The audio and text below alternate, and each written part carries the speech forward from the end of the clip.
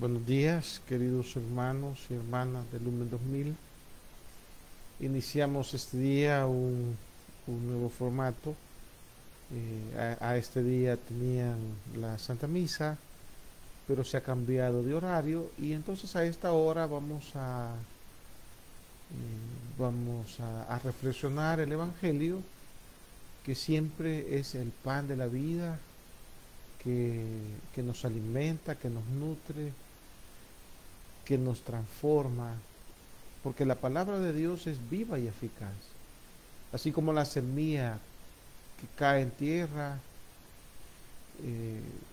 sin saber cómo, va creciendo y hasta dar fruto abundante. Nosotros también, cuando escuchamos la palabra de Dios, el fruto lo obtendremos en el futuro, no necesariamente en la eternidad, sino en, en la vida misma. Vamos a cosechar los frutos del Evangelio. Pero sí es necesario confiar en el Señor, que su palabra es viva, eficaz, es verdaderamente alimento y que ella tiene el poder de la levadura que hace que fermentar la masa, que hace fermentar nuestra vida, que la hace ser para los demás. Hoy iniciamos esta lectura con una oración. En este día miércoles 9 de septiembre, vamos a decirle: Señor, tú que te has dignado redimirnos y has querido hacernos hijos tuyos, míranos siempre con amor de Padre y haz que cuantos creemos en Cristo tu Hijo, alcancemos la libertad verdadera y la herencia eterna. El Señor esté con ustedes. Lectura del Santo Evangelio según San Lucas. Gloria a ti, Señor Jesús. Y él, alzando los ojos hacia sus discípulos, decía: bienaventurados los pobres, porque vuestro es el reino de Dios. Bienaventurados los que tenéis hambre ahora, porque seréis saciados.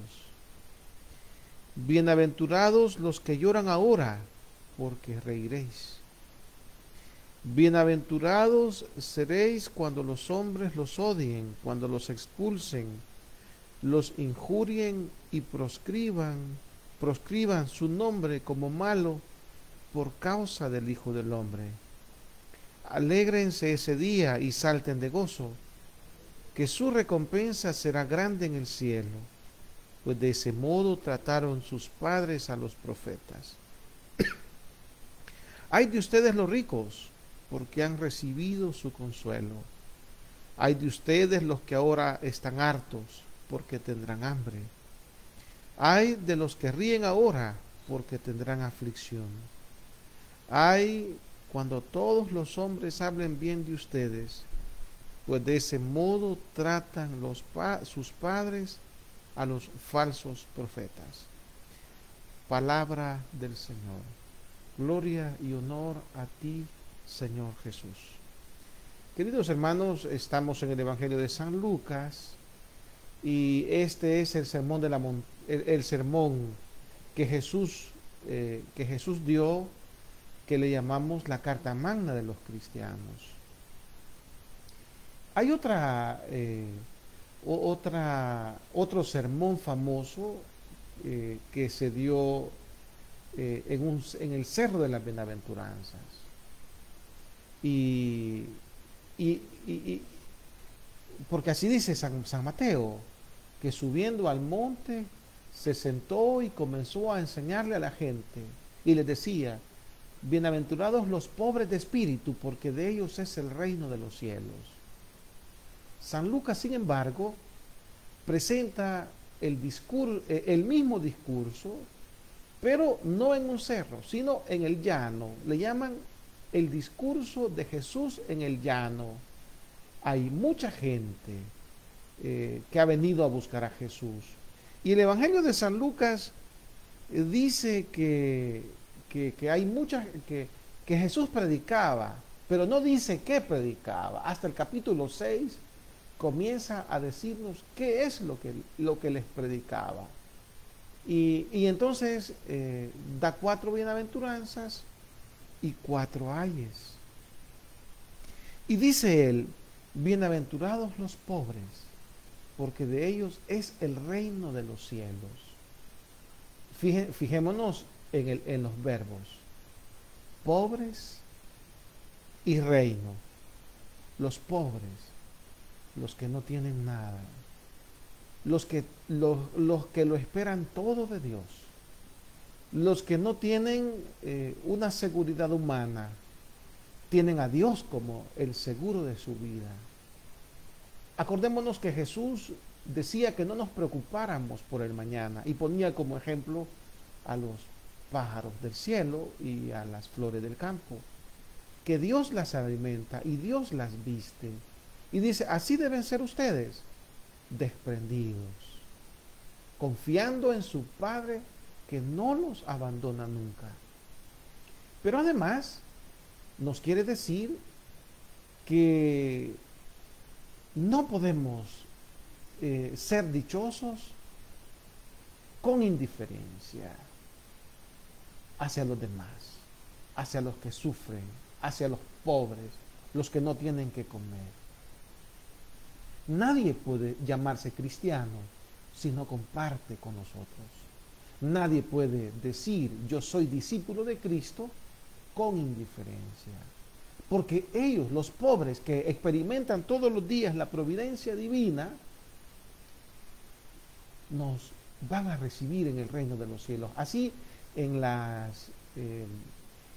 bendición del matrimonio, cuando el sacerdote bendice las parejas, hay una fórmula que dice que los pobres y afligidos los encuentren generosos para que los reciban en las bodas eternas.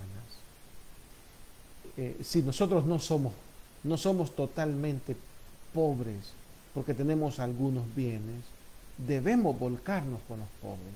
No podemos vivir de espaldas a ellos. No podemos despreciarlos, no podemos ignorarlos, no podemos pretender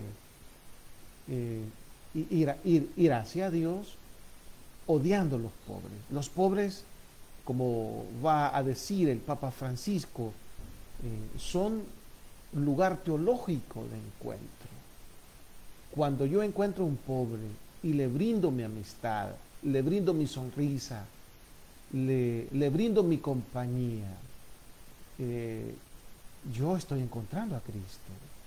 Hoy precisamente celebramos la fiesta de San Pedro Claver, el pobre, el esclavo de los esclavos, así le llamaban, el esclavo de los esclavos, porque él se vino de España y se vino a Colombia, y ahí ayudaba a los esclavos, a los negros, a los de raza de color, les limpiaba las heridas, les hablaba del reino de los cielos, los consolaba, les enseñaba que no estaban solos, porque de verdad los pobres experimentan la ayuda permanente de Dios. Porque yo recuerdo, por ejemplo, a la Madre Teresa de Calcuta narrar varias veces cómo Dios la socorría cuando no tenía cómo darle de comer a aquellos parias que recogía en la India. Dios siempre le mandaba la comida que necesitaba, los víveres, los granos que necesitaba. Y continúa el Señor diciendo, bienaventurados los que tienen hambre ahora, porque serán saciados. Fijémonos que el verbo es futuro. El que tiene hambre ahora, no toda la vida tendrá hambre, un día será saciado, como Lázaro del Evangelio, que tenía hambre, que tenía llagas, y sin embargo, y los perros venían a lamerle las llagas, y se fue al cielo, no por ser pobre, sino por haber encontrado su consuelo en el Señor. Allá fue saciado. no todo el que tiene hambre hoy va a vivir va a vivir en la hambre permanente, porque un día será saciado totalmente. Bienaventurados los que lloran ahora, porque reiréis. Donde hay alguien que sufre, ahí está Dios. Por eso Jesús quiso ocupar el último lugar en el sufrimiento, en la pobreza, en la traición, en la última escala social, porque Él quiere que nadie se sienta, que todos los pobres, todos los traicionados, siempre encuentren un hombro donde llorar, una palabra de consuelo. Y ahí la encontramos en la palabra del Señor. Bienaventurados los que lloran, porque reiréis. Bienaventurados serán ustedes cuando los odien, cuando los expulsen, cuando los injurien y prescriban vuestro nombre como malo por causa del Hijo del Hombre. Alégrense ese día y salten de gozo, que su recompensa será grande en el cielo, pues de ese modo trataban sus padres a los profetas. Sufrir por Cristo es un honor, es una dicha, es una elección. Y en la vida hay mucha persecución, incluso dentro de la misma iglesia. Se persigue a los que quieren ser piadosos porque se les ve con sospecha. Se persigue a los que rezan porque dicen que pierden el tiempo. Se persigue a los que pasan en la iglesia porque los acusan de descuidar su hogar. Se persigue, en fin, hay mucha persecución en el mundo, persecución interna y persecución externa. No se puede anunciar el Evangelio en todo el mundo. Hay restricciones y hay personas que no ven bien el Evangelio de Jesucristo, porque lo ven como el obstáculo para sus programas de ideológicos, sociales, políticos, feministas, abortivos.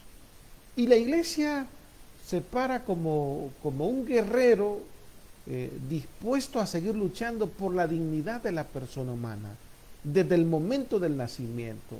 Y entonces hay gente que quisiera desaparecer la iglesia y la calumnian, un pequeño error lo magnifican. Pero no nos preocupemos, ya nuestro Señor había dicho que la iglesia sería perseguida, que la iglesia no tendría un camino de rosas, tendría un camino de persecución. Por eso cada vez que nos persigan, démosle gracias a Dios, porque nuestros nombres estarán escritos en el libro de la vida. Por supuesto que si nos desprecian, nos calumnian a causa de nuestros pecados, pidámosle a Dios convertirnos, porque tampoco se trata de no ser coherentes, de arroparnos con un manto de fe, de religiosidad y pretender que con eso basta. No pretendamos cubrirnos con el manto de la Virgen y después llevamos una vida desordenada en secreto. No, tiene que ser ordenado todo. Yo sé que no es tan fácil en un mundo donde los instintos se desatan, se promueven, se toleran, pero luego, claro, este mundo es tolerante con el pecado y cruel con el pecador. Destruyen al que ha pecado sin misericordia. Pero si sufrimos por Cristo, si sufrimos por el Señor, pues adelante, ¿verdad? Dios está con nosotros. Decía San Juan de Ávila, si tú lo estás haciendo todo bien, y sin embargo tienes contradicciones, calumnias, desprecios, Dios te está subiendo de grado. Dios te está subiendo de nivel. Dios te está graduando en su escuela del sufrimiento. Así que menos quejas, más coherencia. Y luego vienen 4 ayes que nos invitan a tomar opciones fundamentales. Por ejemplo, dice, ay de vosotros los ricos, porque ya habéis recibido vuestro consuelo. Tener riquezas no necesariamente es malo, pero lo malo es creer que ellas son dioses. Creer que la riqueza es la única razón para vivir. No, hay que abrazar al pobre y promoverlo junto con nosotros. Hay de vosotros los que ahora estáis hartos, porque tendráis hambre. Claro, llegará un día en donde seremos juzgados por el modo como usamos los bienes, y seremos juzgados por el amor, y seremos juzgados por nuestra opción por los pobres, seremos juzgados por nuestra capacidad de compasión con los demás. Ay de los que reís ahora, porque tendréis aflicción y llanto. Ay cuando todos los hombres hablen bien de ustedes, pues de ese modo trataban sus padres a los falsos profetas. En el mundo material, la gente se siente feliz cuando no tiene dificultades, cuando nadie habla mal de ellos, cuando todo va bien, cuando son famosos, cuando son conocidos, aplaudidos e invitados por mucha gente. Sin embargo, el Señor dice que hay que asustarnos cuando todos hablan bien de nosotros, porque entonces estamos viviendo para los demás, no de cara a Dios. Esta es la carta magna que hoy el Señor nos ha recordado con el Evangelio de San Lucas, que es el Evangelio de la ternura, pero en este sermón es más duro que el Evangelio de San Mateo, donde habla de que son misericordiosos, los misericordiosos obtendrán misericordia, los limpios de corazón verán a Dios. En cambio, San Lucas es más duro, es más directo. Seguramente en las comunidades a las que él escribió este Evangelio eran comunidades como las nuestras, donde hay de todas las capas sociales, y entonces se despreciaba a los pobres, hasta hace poco todavía en las iglesias, las familias de los pueblos tenían su propia banca y nadie se sentaba en esa banca porque la levantaban a las demás. Hoy todo eso ha cambiado, bendito sea Dios, pero la reforma, el cambio debe ser cada vez más profundo. Cada uno según el Espíritu se lo vaya indicando, cada uno según el Espíritu le vaya dando la capacidad de expandir su corazón para este cambio necesario de vida. Creo que esta era mi pequeña reflexión. No sé si tenemos algún comentario, alguna pregunta, algún aporte que querramos hacer como en otras ocasiones. Sería de verdad interesante escucharlo. Pueden escribir.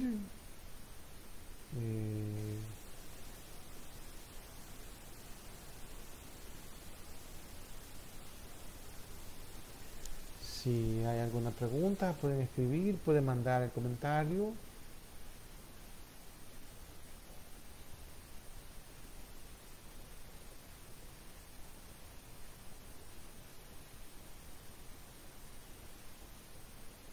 Saludamos a José Félix Rodríguez, a Esbaide Gutiérrez, a Alejandra Gómez, a Betty Umaña, a Marta Alicia López, a Meide Ramos, Mucho gusto. Adalicia Córdoba Torres, Rosa Miriam Manjiva, Amelia Meléndez, María Ayala, Elia Berta Candela Alfonso, María Ayala, Consuelo Espinosa, Reina Margarita, Churdina Raquel, Adalicia Córdoba, Alejandra Gómez, Santos Merino, Kimberly Scarlett. Mucho gusto. Marta Alicia López, Solecito. Bueno, no sé si querían comentar algo, y si no, pues Esther Gutiérrez, Esther González. Dice, gracias, dice Esther, por hacernos capaces, pues como seres humanos somos débiles. Perdón, Señor Jesús, porque yo he fallado muchas veces y porque te he cambiado por cosas materiales y vanidades en algunos momentos, y también porque mi soledad me hace débil. Dios llega siempre al corazón. Por eso le dijo a la samaritana, llega el momento en que adoraremos al Padre en espíritu y en verdad. Aida Ramírez dice, es importante leer la palabra de Dios, pero llevarlo a la práctica. Eso es cierto. Aida Ramírez, ¿qué es lo más difícil? Pues lo más difícil es dejarse transformar por el Señor, es decirle, Señor, yo quiero ser transformado. Porque eso supone, pues como el grano de trigo, ser molido, ser metido en el horno del Espíritu Santo, del corazón de Jesús, para poder tener una vida nueva. Dice Morena Linares, saludos, buenos días para Nelson, yo leo la palabra, pero me cuesta discernir. Pídale siempre al Espíritu Santo. Tú que has escrito la palabra, dime qué quieres decir con este texto bíblico. Y luego es importante ir a las citas de pie de página. Siempre las citas a pie de página nos aclaran el sentido del texto bíblico, que según el sentir de la iglesia, porque no es una interpretación libre como nuestros hermanos separados, que pueden ellos interpretar como quieren, y por eso entre ellos hay mucha contradicción de una iglesia a otra. No, nosotros tenemos un magisterio, unos padres de la iglesia que a lo largo de más de 20 siglos han reflexionado la palabra y nos han dicho, este es el sentido de la palabra. Alejandra Gómez, pedir día y día por una conversión. Sí, es difícil. Esther González, gracias Padre, porque nos da el consuelo de ir a un encuentro con Dios a pesar de nuestros pecados. Gracias por guiarnos al Señor. El Señor lo bendiga y su Santo Espíritu la acompañe siempre. Gracias Esther. Somos hijos de Dios. Y es cierto que somos pecadores, pero ese no es el problema. No, el pecado no nos separa necesariamente de Dios. Lo que nos separa de Dios es la soberbia, porque el Señor es el Cordero que quita el pecado del mundo.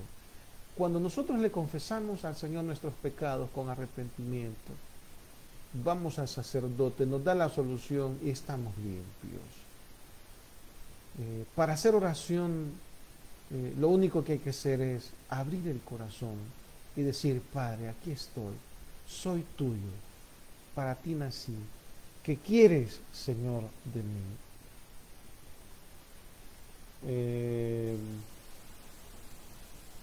Consuelo Espinosa dice, bendito sea Señor, gracias por tu bendición.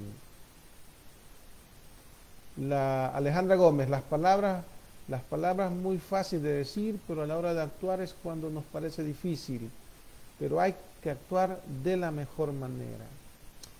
Sí, hay que actuar de la mejor manera, pero sobre todo hay que saber que no es nuestro propio esfuerzo el que nos transforma, es Dios el que nos transforma, poco a poco, sin darnos cuenta, como la semilla que cae en tierra.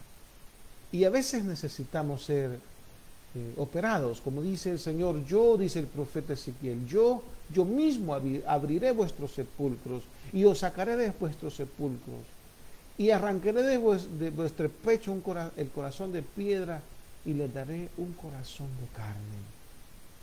Y luego va a decir más adelante, y yo les infundiré mi espíritu y haré que caminéis según mis preceptos. Se trata de, de decirle sí al Señor, como el que va a ser operado de algo que no funciona en su cuerpo. Le dice el médico, va a ser operado. Y uno puede decir sí o puede decir no. Y si dice sí, pues comienza a prepararse y el día acordado uno entra muchas veces sedado completamente. Y el médico va a hacer lo que quiera, va a operar, va a abrir, va a componer, va a quitar. Y entonces, cuando despertamos, nos dolerá un poco, pero tendremos una nueva vida. Lo mismo pasa con el Señor. No es mi esfuerzo, no son mis propósitos solamente, es el poder del Señor el que transforma. Por eso en la oración, cuando hagamos oración, dejemos un tiempo en silencio, sin decirle nada. El Señor dice, Dios ya sabe lo que te hace falta, no hace falta que se lo digas. Lo que hace falta es que nos pongamos en sus manos de providencia. Lo que hace falta es que le demos permiso, que nos cambie, nos transforme, nos unja, poco a poco. Las cosas de palacio van despacio y la conversión no es de un... La conversión es de todos los días. Pero la meta de un cristiano no es no pecar. La meta de un cristiano es alcanzar la intimidad divina. Y alcanzamos la intimidad divina con la oración, con la palabra, con tiempos de silencio. Porque a veces vamos a la oración como, perdona la imagen, como si somos loros, a decir, a decir, a decir, a decir. ¿Y cuándo lo oímos? ¿O cuándo le dejamos a Él que actúe en nuestra vida? Cuando le decimos, Señor, ahora entro en el silencio santo de Dios para que hagas de mí lo que quieras. ¿Cuándo va a ser eso? Pues hoy. Se llama oración de contemplación pasiva. Oración de silencio. A Dios no lo podemos abarcar con el pensamiento, pero sí lo podemos amar y lo podemos abrazar con el amor. Y el amor lo tenemos dentro. Y Dios es amor y entonces conectamos perfectamente con Dios. Hermanos, quisiera terminar esta jornada agradeciendo a Dios por encontrármelos a ustedes en este medio. Yo soy el Padre Nelson Díaz y pues los miércoles voy a acompañarles mientras el Señor así me lo permita. Quisiera terminar rezando el Salmo 44, que es el salmo de la liturgia de este día. Dice el Salmo: escucha, hija, mira, inclina el oído, olvida tu pueblo y la casa paterna, prendado está el rey de tu belleza, póstrate ante él, que él es tu Señor. Ya entra la princesa bellísima, vestida de perlas y brocados. La llevan ante el rey con séquito de vírgenes, la siguen sus compañeras.